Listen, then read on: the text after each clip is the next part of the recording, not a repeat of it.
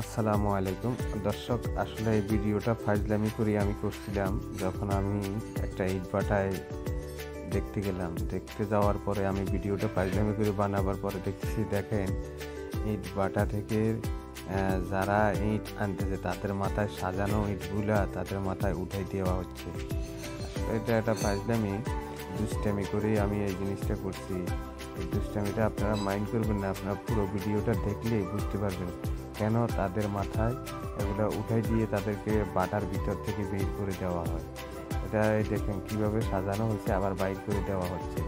না দেখলে আপনারা বুঝবেন না, পুরো ভিডিওটা দেখবেন। প্লাস আমার ইউটিউব চ্যানেল এবং ফেসবুক পেজে সবাই থেকে লাইক কমেন্ট শেয়ার করে দিবেন।